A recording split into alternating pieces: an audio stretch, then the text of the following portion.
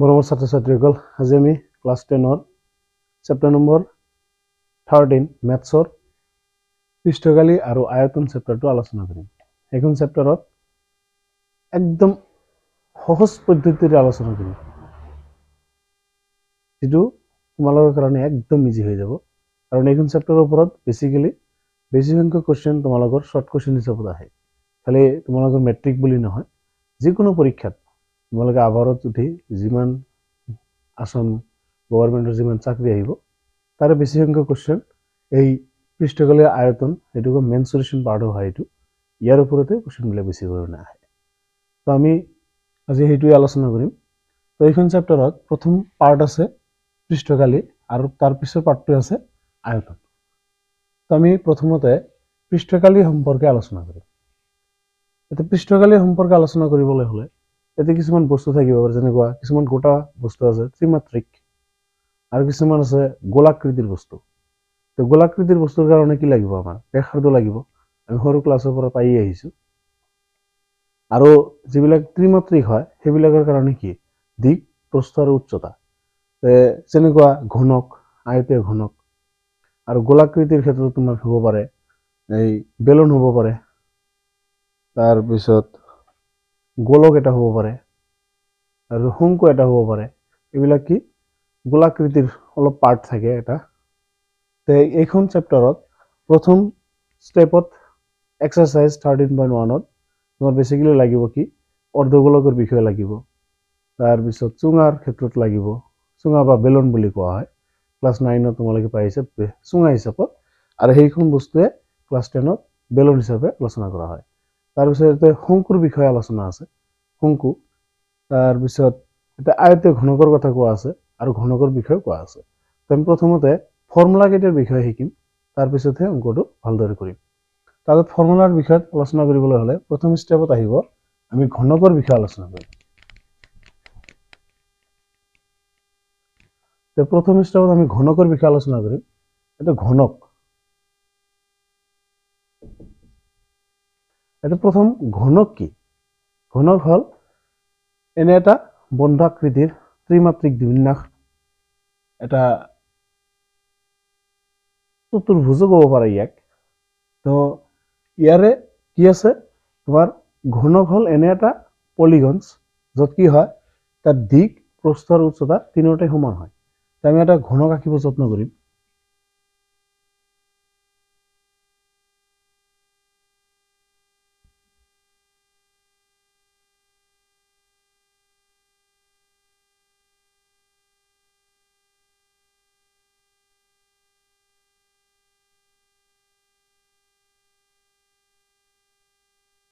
এইটো এটা ঘনক, ইয়াৰে দিক, প্ৰস্থ, উচ্চতা গোটেইখিনি সমান।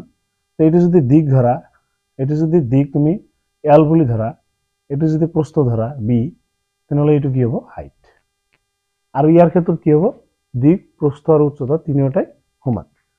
ঘনকৰ ক্ষেত্ৰত কি হয়? L equal to B equal to H.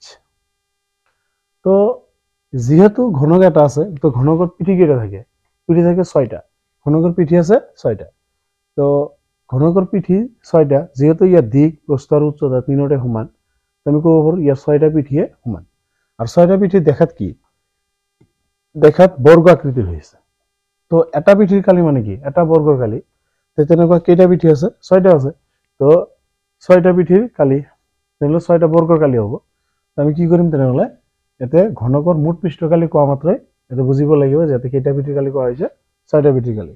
ঘনকৰ মুঠ পৃষ্ঠকালি, ঘনকৰ মুঠ পৃষ্ঠকালি ইকুৱেল টু কিমান হ'ব? 6l²। ঘনকৰ মুঠ পৃষ্ঠকালি হ'ব 6l²। আৰু ঘনকৰ আয়তন, আয়তন খালি ঘনক বুলি নহয়, এতে যিমান আছে চবৰ ক্ষেত্ৰতে একে, দিক পূৰণ, প্ৰস্থ পূৰণ, উচ্চতা। কিন্তু যিহেতু এইটো এটা ঘনক, ঘনকৰ ক্ষেত্ৰত দিক, প্ৰস্থ আৰু উচ্চতা সমান, আৰু সেইকাৰণে ইয়াক আমি লিখিম এনেকে l³। ঘনকৰ আয়তনৰ ফৰ্মুলা হ'ল l³। এল মানে কি? বাহু দৈৰ্ঘ্য। এতিয়া কিউব কৰি দিলে কি হ'ব? ইয়াৰ এনচাৰটো কি হৈ যাব? আয়তন হৈ যাব। তো এইটো হ'ল আমি ঘনকৰ বিষয়ে আলোচনা কৰিলোঁ। তো এবাৰ আহিব কি আয়তীয় ঘনক। আয়তীয় ঘনক মানে দুটা ঘনক একেলগ কৰিলে তুমি এটা কি পাবা আয়তীয় ঘনক পাবা। দুটা ঘনক একেলগ কৰিলেই আয়তীয় ঘনক। তো আয়তীয় ঘনক যেতিয়া তুমি দুটা ঘনক একেলগ কৰিবা তোমাৰ প্ৰস্থ আৰু উচ্চতাটো একে থাকিব, কিন্তু দিশটো বাঢ়ি যাব। যেতিয়া দুটা ঘনক একেলগ কৰা হ'ব তেতিয়া তোমাৰ কি হ'ব এটা আয়তীয় ঘনকৰ ৰূপ ল'ব। আৰু আয়তীয় ঘনকৰ কি হ'ব দিশটো বাঢ়ি যাব কিন্তু প্ৰস্থ আৰু উচ্চতাটো সেম থাকিব। আমি সেই হিচাপত এবাৰ এটা আয়তীয় ঘনকৰ ফৰ্মুলাটো আগবঢ়াম। তো আয়তীয় ঘনক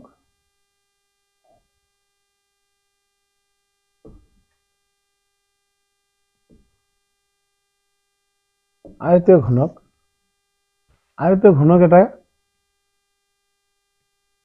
ইয়াৰ মুঠ পৃষ্ঠকালি প্ৰথমত আহিব মুঠ পৃষ্ঠকালি।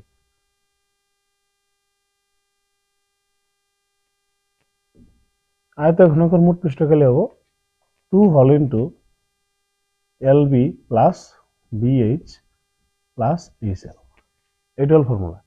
তেতিয়া এল মানে কি বুজাইছে দিক বুজাইছে, বি মানে প্ৰস্থ বুজাইছে, এই এইচ মানে উচ্চতা বুজাইছে। তো এইবাৰ এতে আয়তীয় ঘনকৰো ঠিক তেনেকুৱা 6টা পিঠি আছে।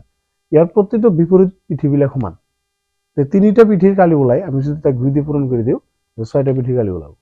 তো এইবাৰ ইয়াৰ আয়তীয় ঘনকৰ আয়তন, এটা হ'ব আয়তনৰ ফৰ্মুলা আহিব। এইবাৰ আয়তনৰ ফৰ্মুলাটো হ'ল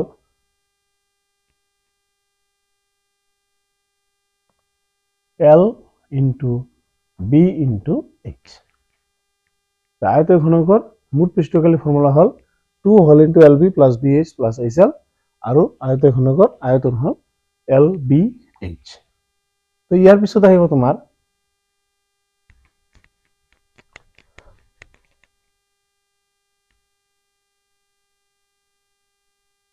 ইয়াৰ পিছৰ ষ্টেপত আহিব বেলন।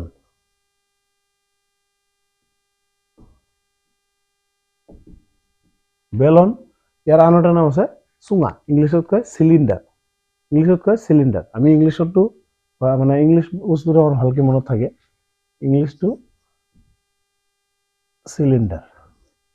চিলিণ্ডাৰ দেখাত তোমাৰ কি হ'ব এক ধৰণৰ পাইপ আকৃতিৰ ক'ব পাৰা, পাইপ বা এতে যিবিলাক কুয়া আছে কুয়াকো তুমি এক ধৰণৰ চুঙা বুলি ক'ব পাৰা। ইয়াক আমি অলপ আঁকিব যত্ন কৰিম।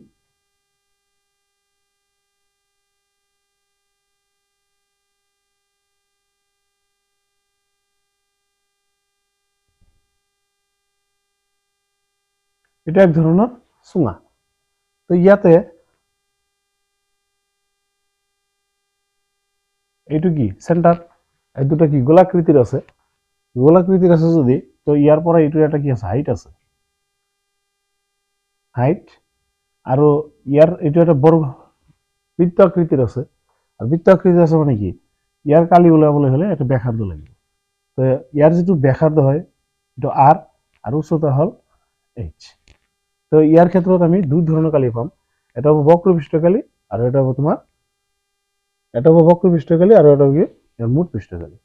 তো প্ৰথমত আমি আলোচনা কৰিম এই চুঙা বা বেলনৰ বক্ৰ পৃষ্ঠকালি।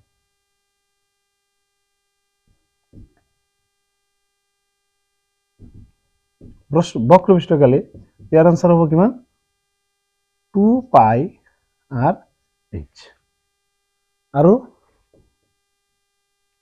এই বেলনৰ মুঠ পৃষ্ঠকালি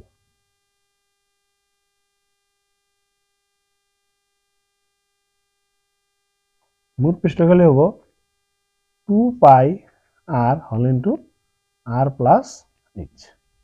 এটা তোমাৰ মুঠ পৃষ্ঠকালি। ইয়াতে বক্ৰ পৃষ্ঠকালিৰ লগত এই দুটা ভূমিৰ কালি যোগ কৰি দিয়া হৈছে। আৰু ভূমি মানে কি এইটো হ'ল তোমাৰ ভূমি মানে এইটো বৃত্ত আকৃতিৰ আৰু বৃত্তৰ কালি। ইয়াতে যদি তুমি এনেকে এক্সপ্লেন কৰিব খোজা কি হ'ব এটা 2 পাই r স্কয়াৰ হ'ব প্লাস 2 পাই r এইচ, মানে বক্ৰ পৃষ্ঠকালিৰ লগত দুটা ভূমিৰ কালি প্লাস কৰি দিয়া হৈছে। তো এবাৰ ইয়াৰ আয়তন, তো বেলনৰ আয়তন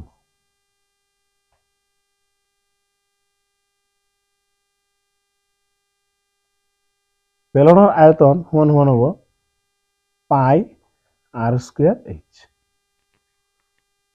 তো এবার আমি আলোচনা করিম এটা বেলনের বিষয়ে আলোচনা করলে, এবার আমি আলোচনা করিম শঙ্কুর বিষয়ে।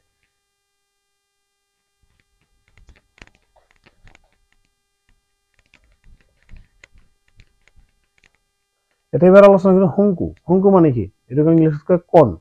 ইংলিশত কয় কণ, আৰু ইয়াক দেখাত প্ৰায় চুপি আকৃতিৰ, যিবিলাক আমি কেৰাচিন তেল ঢালি দিয়া হৈছে আগত, যেনেকৈ চুপি ইউজ কৰা হয়, সেই চুপিবিলাকৰ ইয়াৰ লগত তুলনা কৰিব পাৰা। এটা আইচক্ৰীম যিটো খোৱা, আইচক্ৰীমৰ যিটো এই নালি যিটো থাকে, জ্বৰ ভিতৰত কি দিয়ে, আইচক্ৰীমটো সোমাই দিয়ে, সেইটো এটা কি হয়, শংকু আকৃতিৰ হয়। তো ইয়াটোক আমি আঁকিব যত্ন কৰিম। একজাক্ট নহ'লেও ধৰি ল'বা।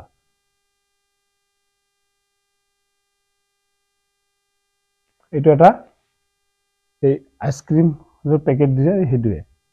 তো এইটো এটা শংকু, এইটো এটা শংকু হ'ল।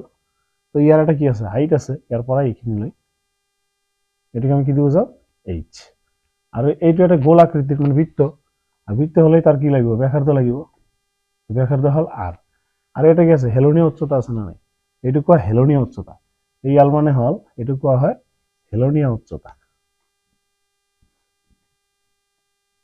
হেলনীয়া উচ্চতা। ইয়াৰ আৰু এটা নাম আছে, বা নতি উচ্চতা বুলিও কোৱা হয়, নতি উচ্চতা। আৰু এইটো হ'ল উচ্চতা, ডাইৰেক্টলি উচ্চতা থাকে, আৰু এইটো হ'ল ব্যাসাৰ্ধ। তো তোমাক কেতিয়াবা বেগ দিয়া থাকিব, ব্যাসাৰ্ধ উলিয়াব লাগিব। এইটো অলৰেডি আমি ইয়াৰ আগৰ ভিডিঅ'ত তাতে আলোচনা কৰিছোৱে। তো আমি সেই ভিডিঅ'ৰ লিংকটো এই ভিডিঅ'ৰ ডেছক্ৰিপশ্যন বক্সত দি দিম, চাই ল'বা। এইবাৰ হেলনীয়া উচ্চতা এইচ আৰু আৰ, তো আমি এই দুটাৰ মাজত এটা সম্পৰ্ক আছে, এটা আমি আলোচনা কৰিম।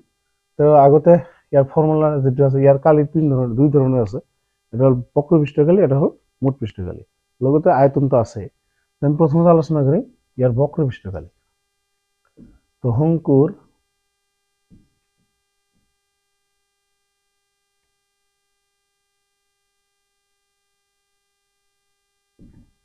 বক্ৰ পৃষ্ঠকালি পাই আৰ এল। তাৰপিছত শংকুৰ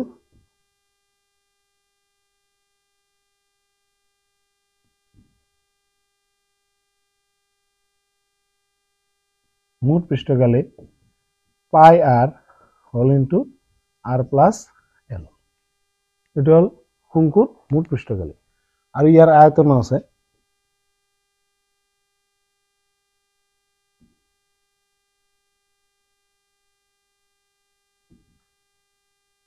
শংকুৰ আয়তন, এইটো হ'ব তোমাৰ কি 1/3 পাই আৰ স্কয়াৰ এইচ।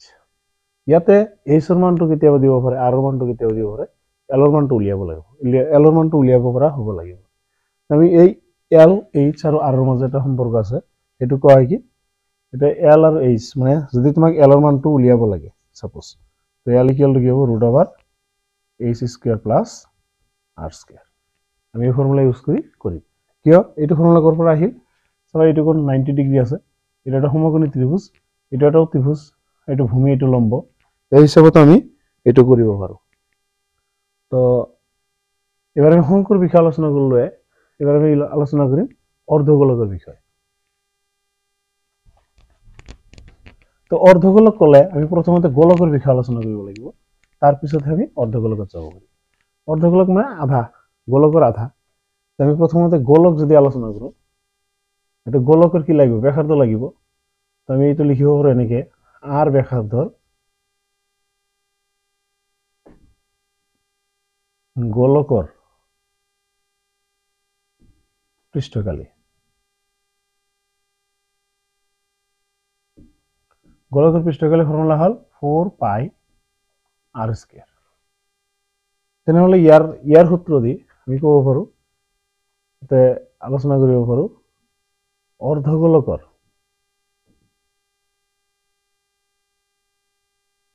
অৰ্ধগোলকৰ বক্ৰ পৃষ্ঠকালি বুলি ক'ব পাৰা, বক্ৰ পৃষ্ঠকালি কোৱা।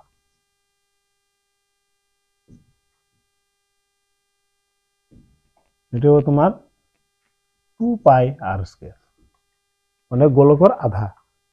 এবাৰ অৰ্ধগোলকৰ মুঠ পৃষ্ঠকালি হ'ব। তো অৰ্ধগোলক এটা দেখাত কেনেকুৱা,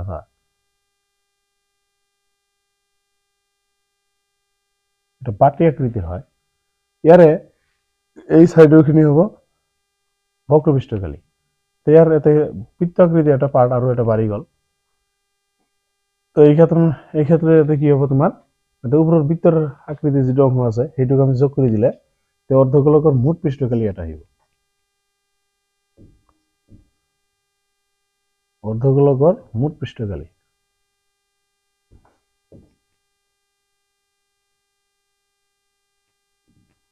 মুঠ পৃষ্ঠকালি হ'ব 3 পাই r স্কয়াৰ মানে এইখিনি হল অৰ্ধগোলকৰ বক্ৰপৃষ্ঠকালি আৰু ওপৰৰ যেটো গোল আকৃতিৰ আছে এটো মূল কি হ'ব এটা পাই r স্কয়াৰ ভূমিৰ কালি যোগ কৰি দিলে কিমান হ'ব 3 পাই r স্কয়াৰ তো এবাৰ গোলকৰ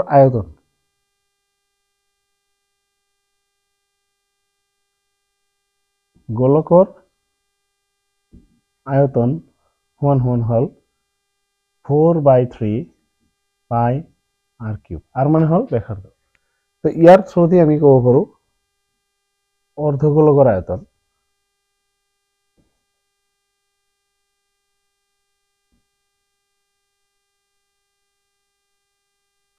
তে গোলকৰ আয়তন যদি 4/3 পাই r কিউব হয় তো অৰ্ধগোলক কি হ'ব 4 এর আধা হ'ব মানে কি হ'ব 2/3 পাই r কিউব তো আমি আজি এইখন ভিডিওত ফর্মুলা কেইটা আলোচনা করলো আমি নেক্সট ভিডিওত ইয়াৰ সেকেন্ড পাৰ্টত আমি কি কৰিম এক্সাৰসাইজ 13.1 সলভ কৰিব যত্ন কৰিম তো ভিডিওটো ভাল লাগিলে লাইক কৰিবা কমেন্ট কৰিবা আৰু শেয়াৰ কৰিবা আৰু আমাৰ চেনেল way2science 79 সাবস্ক্ৰাইব কৰি ৰাখিবা